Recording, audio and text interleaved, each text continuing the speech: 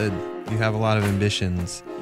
Do you feel like you have like the skills to achieve adulthood? Like managing your schedule, eating breakfast, like having energy for the day. Yeah, definitely. No, I rarely eat breakfast. I'm good at managing my schedule as far as to-do lists and planning and things like that. You have some systems. Yeah, but my mom definitely reminded me of my dentist appointment today. And, like there are things like I wake up and I'm like, oh, I have so many things to do. I forgot to wash my clothes. Like there are things that like have to be a routine for me, I feel like. And I definitely have sat there and been like, okay, like this has to just stick with you because when you're little, everyone's telling you what to do when it's important, and now I'm an adult, and there's so many You're independent. more things. Yeah, I'm so here, independent. This is a litmus test of your adulthood. Okay. Did you have any cavities? Yes. Okay. So you're still... He's like, it's natural for you, but it's like you have to get them done. But you're probably still like, shoot. Yeah, I'm still like, ugh. And then she's like telling me like floss every day, and I'm like, every day? Flossing is hard. It's really hard. I will floss for a week. Yeah. And then not for a year. Yeah. 51 weeks, no floss, exactly. 1 week on floss. And she's like, you have to really get in there. She's like giving me flossing tips. And I was like taking notes. I was like, great. I need to know how to floss more.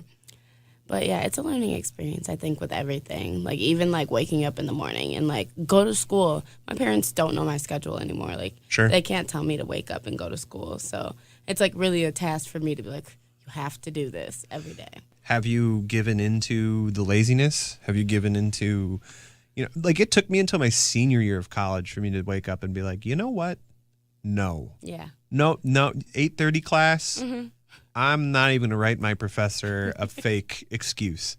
I'm not going to you, and I'm going to sleep in. Yeah. I'll wake up in the middle. I'll think about what's happening in that class. I will...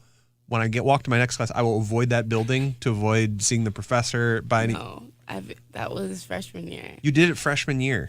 I've had a very different experience in college. Okay.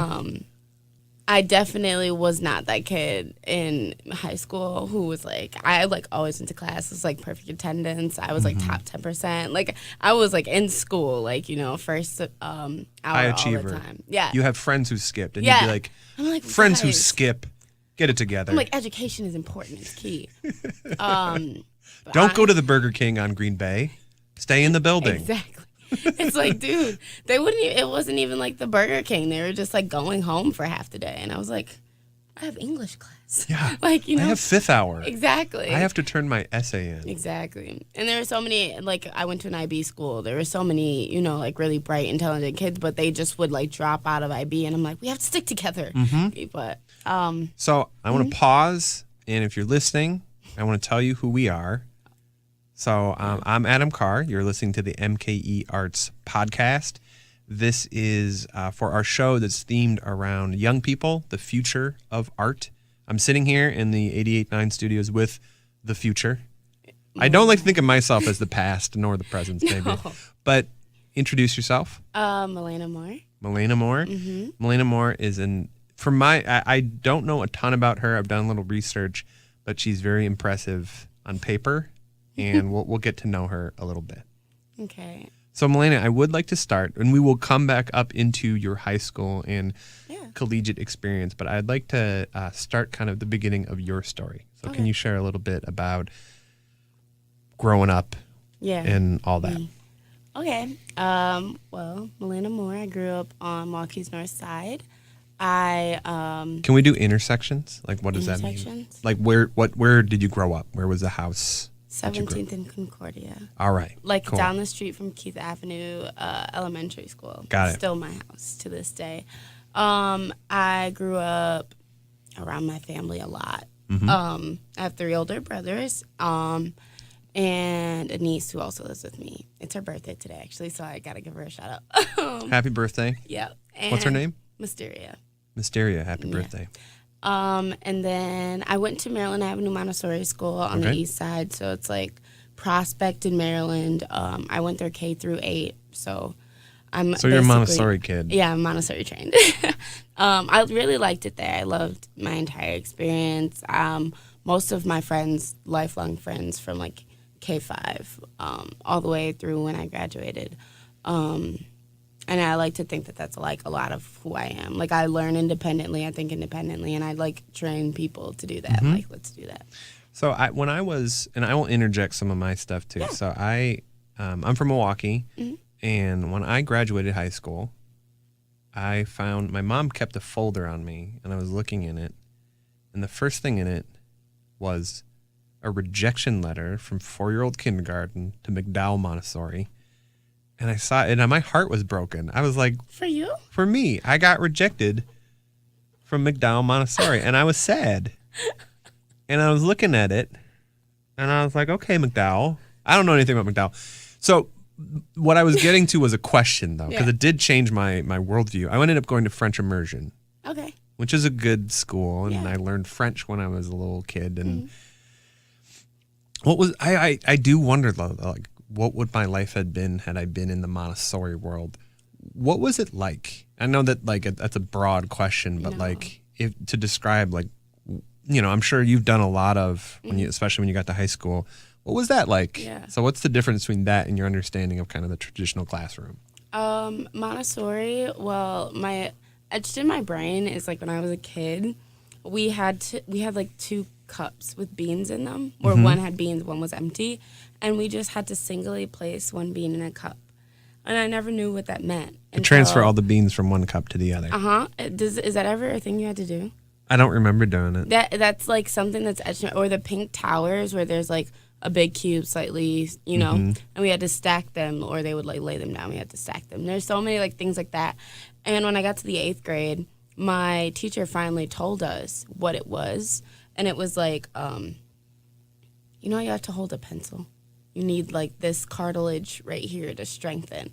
So like the bean in the cup was like teaching us how to hold a pencil and strengthen our penmanship. We all had really great penmanship, and we could do cursive, and like it was like very it was very independent, very like I never got to the point until I was older. So it was a lot of build-ups, I guess, you know. So this is just a weird, so I don't have children, but I've thought that I want my children to be raised using chopsticks to eat all the time, because anyone can use a fork or a spoon. Exactly. No one's ever like that grew up using chopsticks. Like, how does this work? The spoon, you know what a spoon is, this little shovel guy.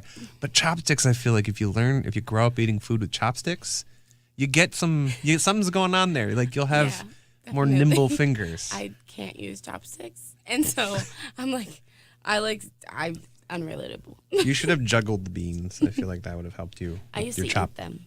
You'd eat the beans? They were raw You'd beans. go like one for the cup, one for the mouth. That's gross. And then like sometimes we had like grains of rice. It was really weird. Would you suck on it or you just swallow it? Would you chew it? I was like chewing it. Like I thought it was like a sunflower. I don't know what it was happening there.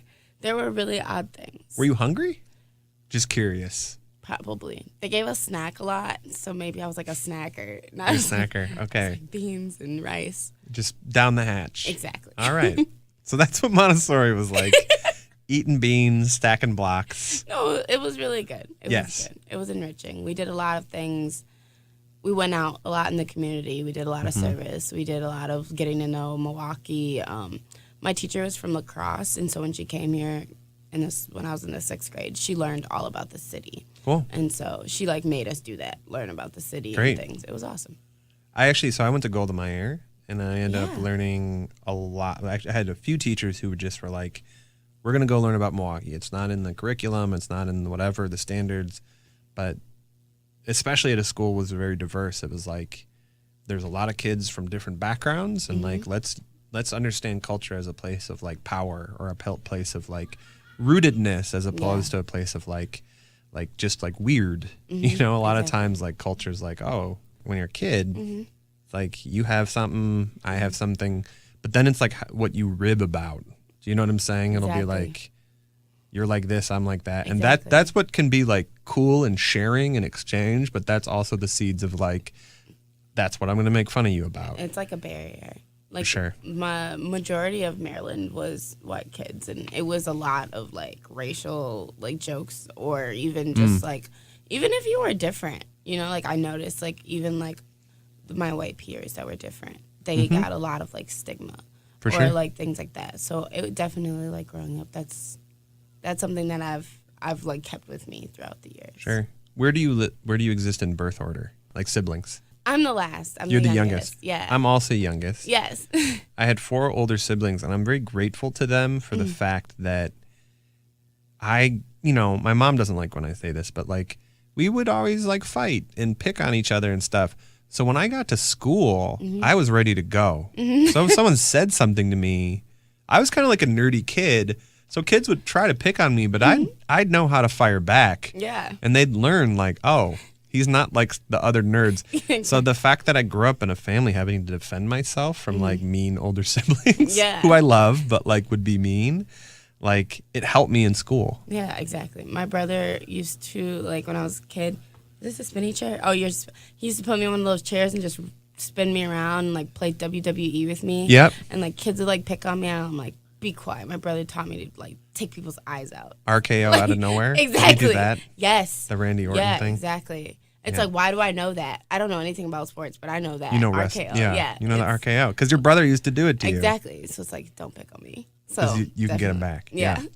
Did it feel, I mean, you mentioned it at Maryland, predominantly white school, MPS school still. So you have like kids from Milwaukee.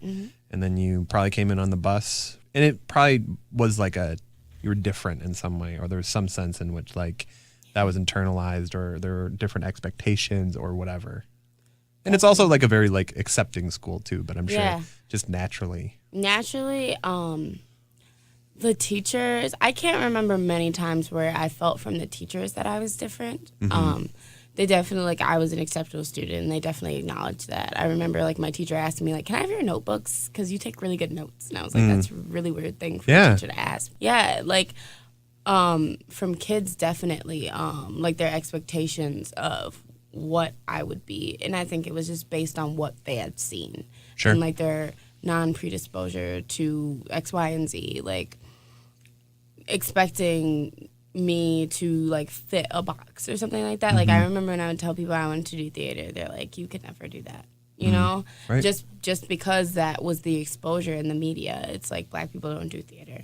And or even just being smart, like liking like my books, like liking to read or liking to like write and things like that. It was like difficult to get people to take me seriously when I did that versus like my counterparts who were just like drawing and doing all these things and being like, they were great at it, but it's like you don't get the same respect in that sense. Do you think that this is something I've been talking about with a few of my friends lately, where the things that made you different or made you kind of different than expectations because other people would sort of bristle at that, it would make you go deeper into them? Definitely. Do you feel like because people had sort of expectations for you and you didn't like those expectations, do you think that like caused you to kind of retreat into them or like get deeper into it? So like, I mean, the biggest thing that I can think of like at this moment is just what I write about now and what I do now. I focus a lot on my race, like extremely. And I think it's because when I was little, it was so many things that were picked at that were different, you know, like, why is my hair like that? Or, like all my friends, they lived in like walking distance from my school. And like I did get bussed in and it's like 15 minutes away from my house. It's not far, but it's not 5-minute walk. Right. And, a lot of what I talk about now is like the privilege of, like having your school close to your home or having your hair type be acceptable or like, not walking in the streets and thinking you're going to get shot. So there's so many things that I think that when I was little and those things influenced now how I write, like what I want to write about. Like I wrote a play and I literally, like there's a scene that's me at Maryland and it's like all of the different experiences of like not having to see a black leader besides like Martin Luther King. Like you never hear about like kings and queens of Africa. We talk about all the types of kings and queens in Europe and like the monarchs and the history and stuff. So I think that is the biggest influencer on like my childhood and what's came now. Do you know about Vel Phillips? Yeah, see, it's that's okay. bad. And here's the thing. Heard her name, though. It's not your fault. Yeah. Exactly. The system has failed you, and I mean that. Like this Milwaukee public school system has failed all generations of kids. She was the first female common council person in Milwaukee. She just passed away a week ago. Yeah. At the time of the recording, she was the first woman in the entire country elected to statewide office. So she was eventually elected to. She was I should have this on the top of my head. She was the. I'll look it up. Okay. But then she was also still the only black woman elected to statewide office in Wisconsin.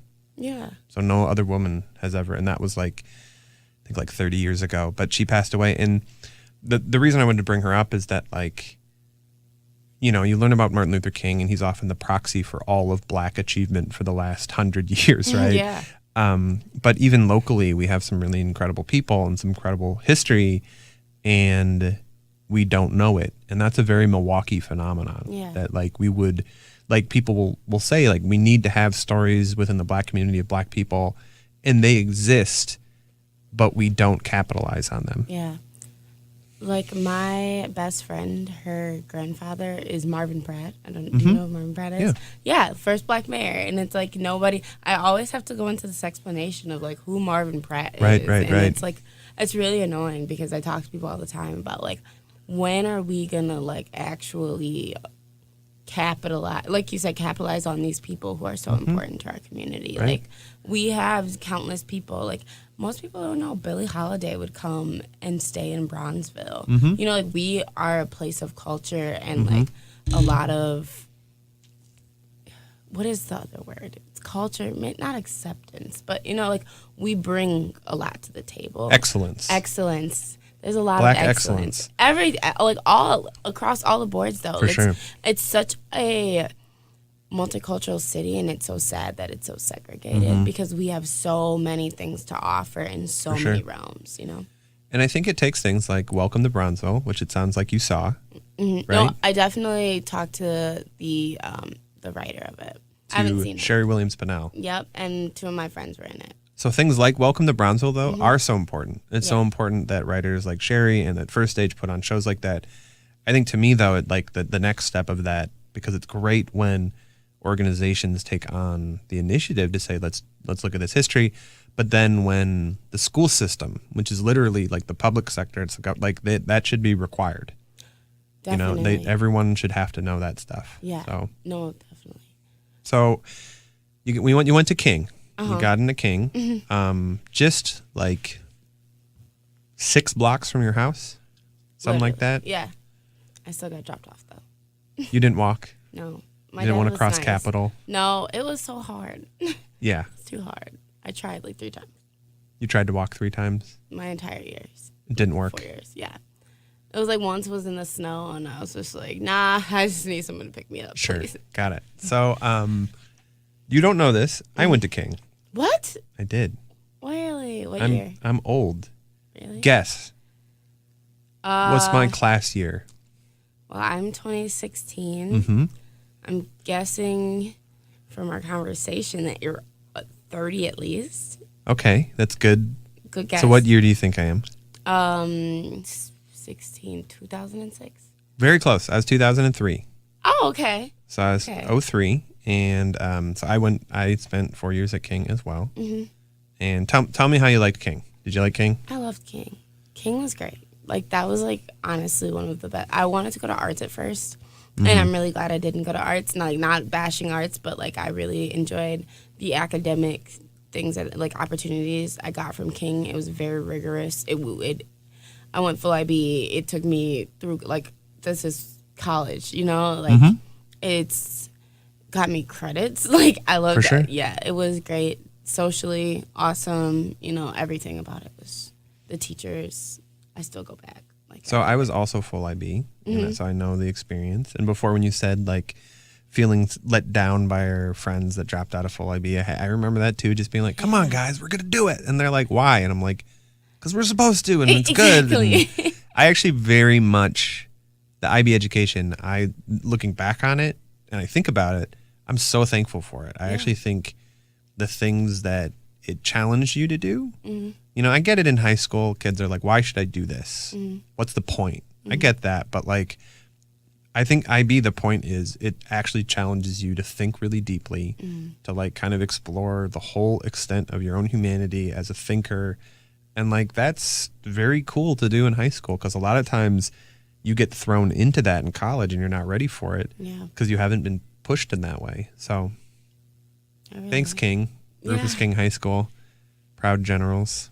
What kind of kid were you at King? I feel like there's sort of like, you're an IB kid, which I think means a thing, but IB kid, it's not like cliquey there, but there are like, no, there's like different ways of being at King. You're a different person. Yeah, exactly. I was IB. I was theater, like everyone, because it's very small theater, you know this, and like there's only 2 teachers and 2 shows a year, but I was always involved in that. I was a social butterfly. I definitely was like floating around the halls all the time. Not during passing time. During passing time. So you weren't, maybe I feel like I was kind of similar. I felt like I was never a card carrying member of any group. Yeah. But I could like pass through and people would be happy to see me. Exactly. Like I would be like, hey everybody, or like bye or something. I don't know. It was a really good time. And like I really got along with a lot of my teachers. I really like respect and love all of my teachers still. Like I talk to most of them when I go back. All right, so want to get to, so we're not even really at the reason you're here yet. Sort of getting to know you is the reason. But so on the show prior to yours, the theme was women of influence, and one of our guests was Marcy Kearns.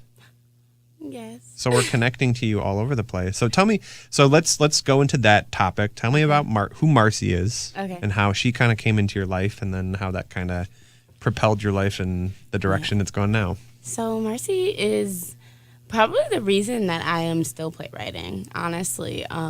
So she does a workshop in schools, not just MPS schools, but she does the Milwaukee Chamber Theater's One Act Festival, or what is it called? It's a Young Playwrights Festival. Yeah, that's what it is. It's been a couple years.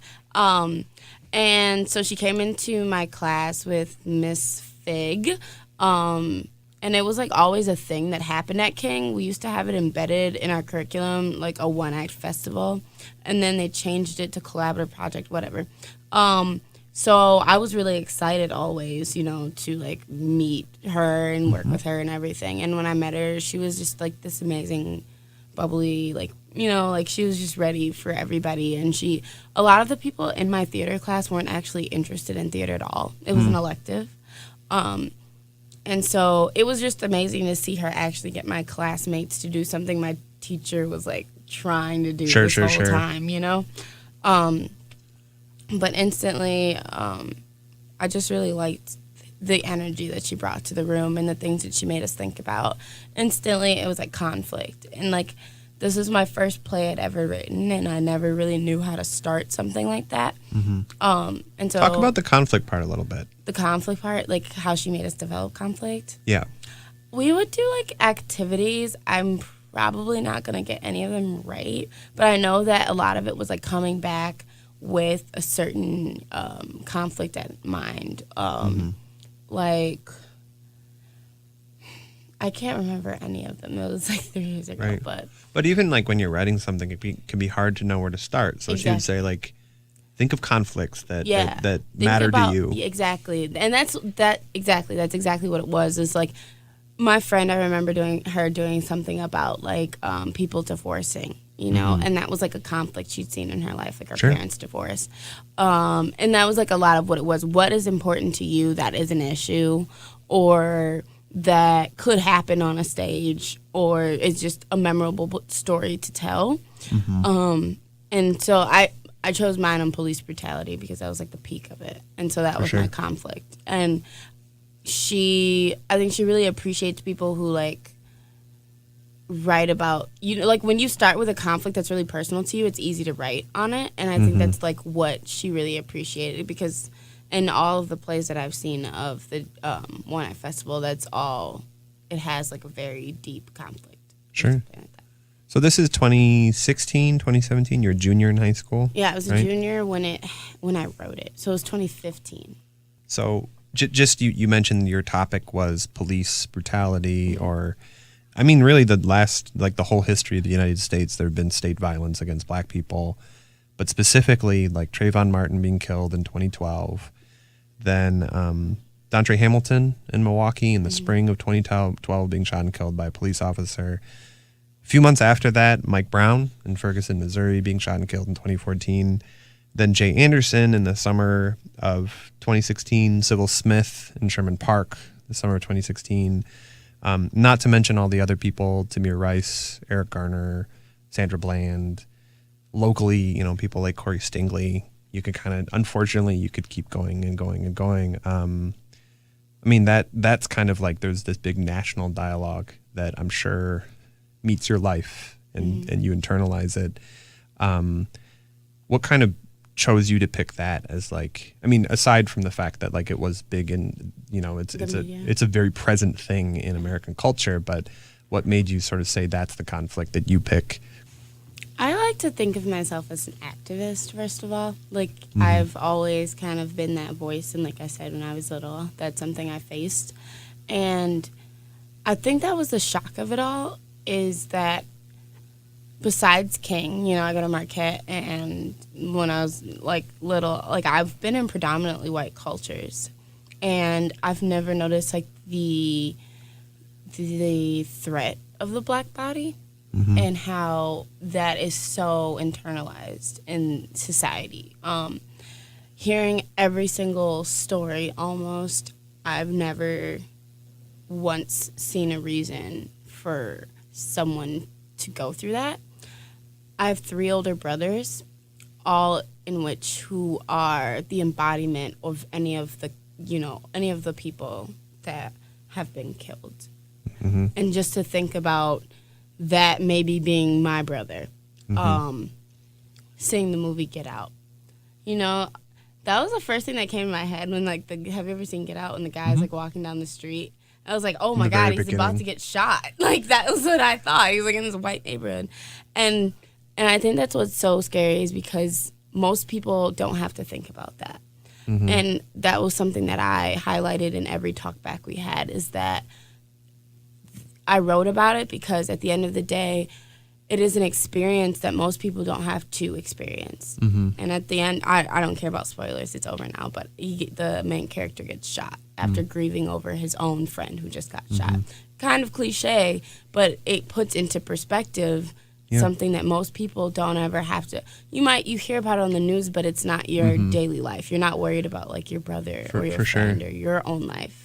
Especially most white people. I think a lot of times there's a narrative that's very well understood within our broader culture, but also specifically in white spaces, that like white people feel uncomfortable in a community that's predominantly black or brown and feel like fearful of their own safety. Yeah.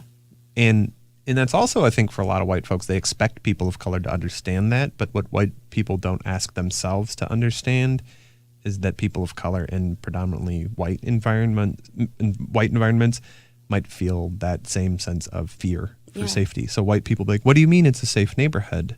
Definitely. But not understanding that there's danger there. Yeah, exactly. It's like you don't.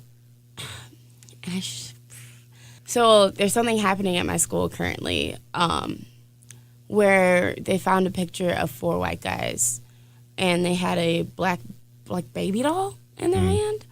And 2 of them, one of them was like holding up like a gang sign. Like, I don't even know. I don't know what it was. They were like making what they thought a gang sign looked like. I don't know what it was. Yeah, exactly. Okay. And then there was 2 with like noticeably not like actual guns, but like, you know, like orange tip guns. And they were pointing it at the baby. Like this black, and like.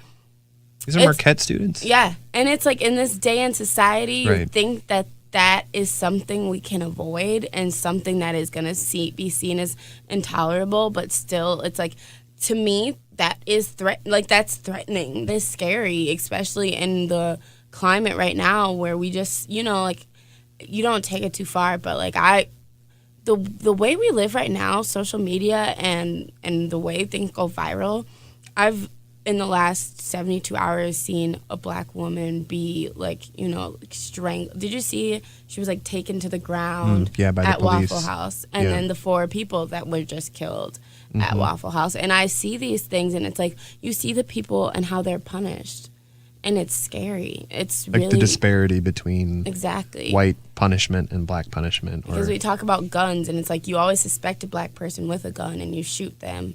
But even when like, this is violence, we still tell the police, oh, they need to do their jobs, or sure. that guy had an excuse, and that's what I write. A lot of that is what I write about. It's just like that, that it's trying to make that human, like trying to show you, because any of the people that sat through my play, I have no doubt that they sat at home like, yeah, this is wrong, because you have to go through that for at least 45 minutes. Sure. And you have to humanize with a person. And most of the people that believe that things like that are right, they're not making a human moral thought of what should happen. For sure. Because it's distance, or it's abstract, or it's it's over there. It's not. Yeah. So the play you wrote was named This Just In. And when did that happen on stage? May 2016. Do you want to? 2016. It might have been. 2017. Definitely 2017. I was going to say. I think it might have been 2017. Time. Last year. We were emailing about how time is blurry. It's really bad. But so you had your debut play. What was that like? Like I did a lot of stuff in high school, but I was always like in band or on a soccer team, or I did a few things where I was like part of a smaller team, but like you had a play produced. That's like you. Yeah. You're the playwright. You're the auteur. Like you're the person like. It was really scary. I remember my first and every time sitting there like, I'm the only play about race, and there's a bunch of white people in this room, and I don't know, like the silence, because the other plays, sure. like one of them was about Alzheimer's disease, and it was very, very striking. And then one was it's called Pride and Pancakes, and it was very funny. It's like a 15-minute thing. And then you get to mine, and it's like right away, black people getting killed. It was like scary, because I hadn't sat and actually... I went to rehearsals, like snippets and bits, but I had never sat there and actually seen my play. You made art. It's raw. It's real.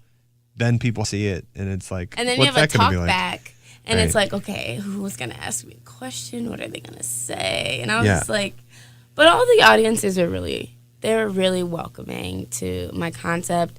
Like even them saying, like this happened. You wrote this in 2015, and this is 2 years from now.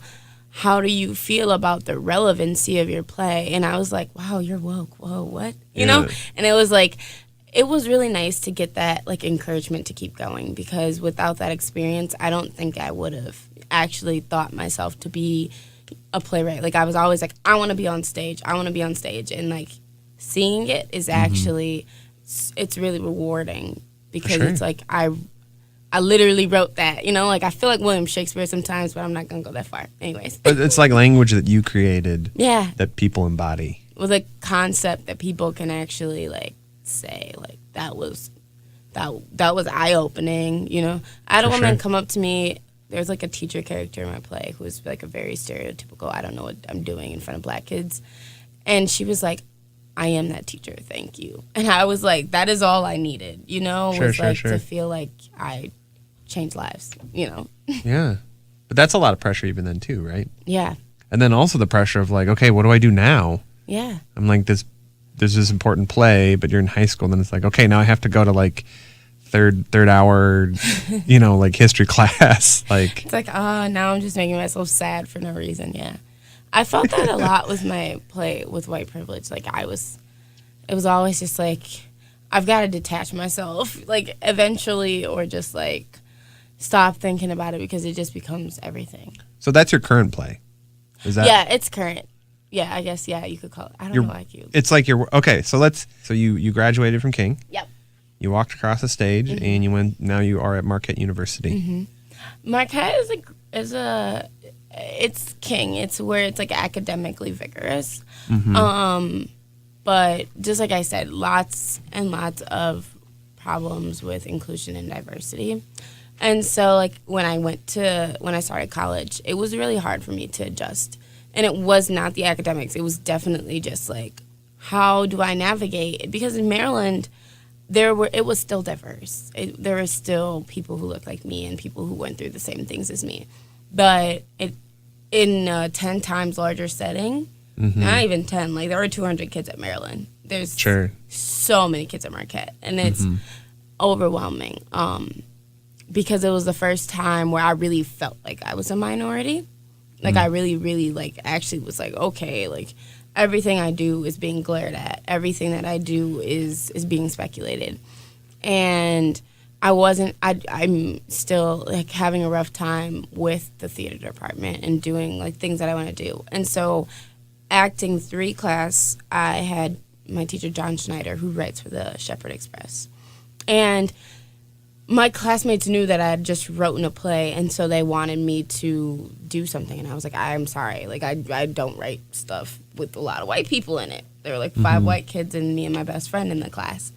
And they were like, okay, well, we really want to do something all together. And it was, like, impossible. So we were all going to split up.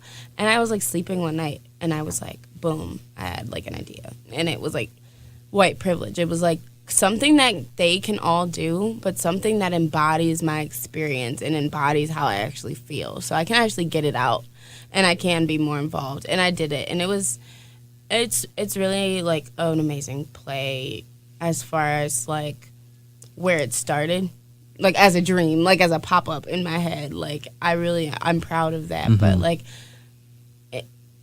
it's sad because I feel like they love it, but also it's like you don't realize, like, the fetishization over my experience. You know, like, it's still something that I'm dealing with every day. And we'll do the play, but we won't fix it, you know? And there's so many things, like, that are embedded in that. But it's coming along. I have to write a lot. You're writing it still.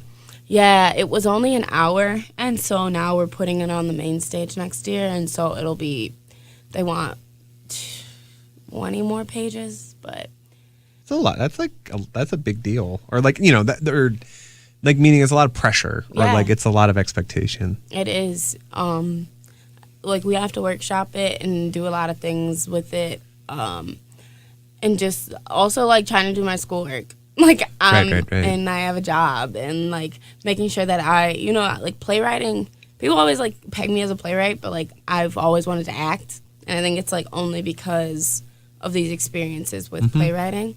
And so it's a lot to, like, have to balance every part of that. You're 20. Like, like, most of your life, the vast majority of your life is still ahead of you. So it's too early to be feeling the boxes constricting already. So let me ask you a question here. I think there's a problem stand-ups have. Stand-up comedians, because they build material off life, right? So they're, like, living their life, and they're kind of constant, like, they're living, but they're also researching at the same time, right? Like, when you go somewhere and you see something weird happen, it's like, that's 3 minutes of material. Yeah. Or so you're at Marquette, and you're walking around, you're interacting in the school, in your classes, socially, wherever you are in the public spaces, the shared spaces, and you're writing a play on white privilege. You're probably having, like, some awareness that you might be, like, witnessing a scene or, like, at any moment a scene, something that a scene could be based upon might just happen right in front of you, like waiting in line, or, you know what I'm saying? Like, do you have that? Like, you're kind of aware that, like, you're researching for play as you're living, but then trying to, like, be there and not be so scrutinizing everything that happens. Oh my gosh, because it's like I feel this intensity now where it's like, okay, Malaina, everything is not racist. Like, please just, like, institutionalize racism. Like, I try to, like, relax myself. But, like, one night, me and my best friend, we were, like, sitting there and we were just talking. And I actually realized, I was like, it was a joke, and I said, like, I have white anxiety. She's like, what does that mean? What does that mean? I have anxiety around white people. Okay. So she was like, I don't understand. And I was like, no, it's a play concept. And so I wrote a play, and it was called Whiteophobia. Or for my playwriting class, it's a 1-act.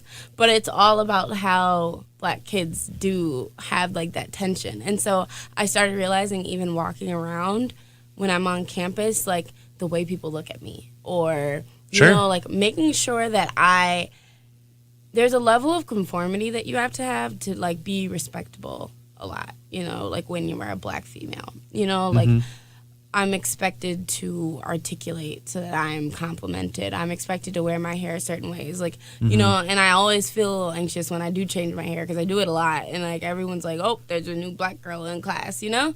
And so it's What like, happened to Malaina? yeah, exactly. It's like, or like just that anxiety of when the TA is about to, like, pronounce your name, you know? Because it's like, I've had the same TA for like a whole semester and she still can't pronounce my name. And I'm like, I correct you every time. Sure. So, yeah, it's like that has inspired me a lot. Or like just being in those settings. It's always, and that's why I can defend my work.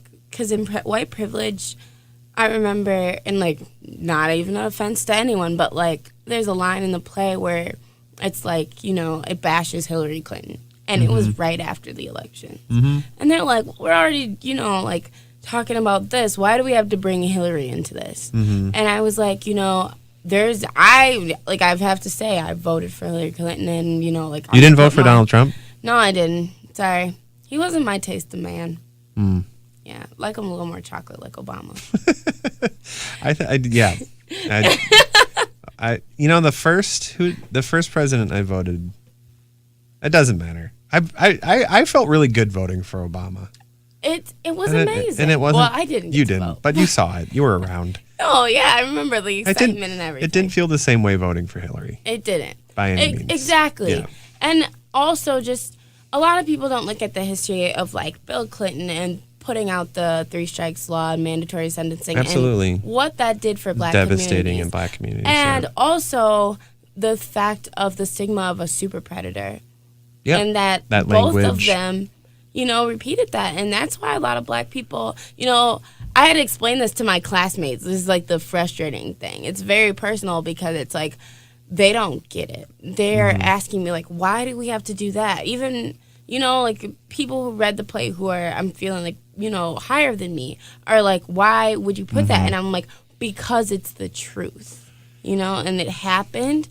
And this is why a lot of black people felt like I don't want to go out and vote because what am I voting for? Here's a thing that I've been thinking about this week in Milwaukee, and I think about this stuff all the time. I'm very immersed in Milwaukee.